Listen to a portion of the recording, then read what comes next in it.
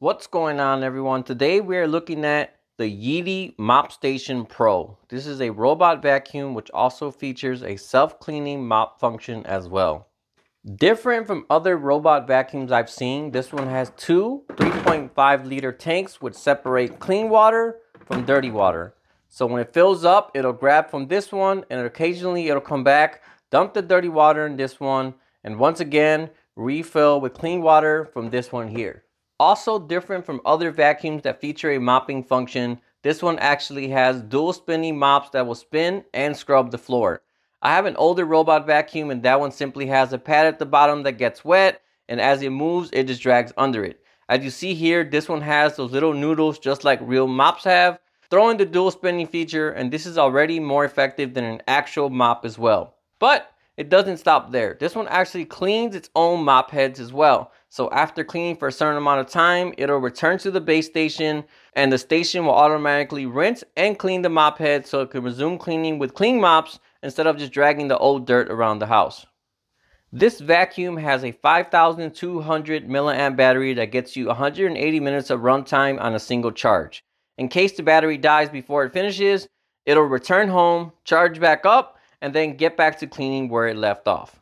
Alright, so I have not used this yet, so let me go ahead and set it up, do its initial clean to map out the house, and we'll see how it performs.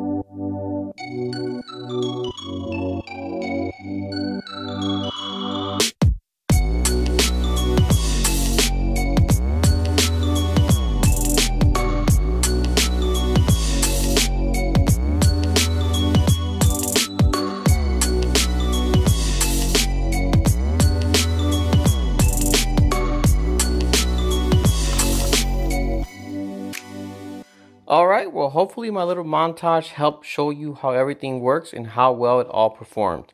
I did put it through a series of different vacuuming and mopping tests, and Yeedi here did what it was supposed to do without any issues. I used to work in a restaurant where we had a big industrial floor cleaner, and at the bottom it also had two big pads that would clean and scrub the floor. So this is very similar to that, but this is like the consumer at-home version that not only costs a fraction of the price, but also works on its own and even cleaned itself. So once Yeedi has mapped out your house, this is what you'll see on the app.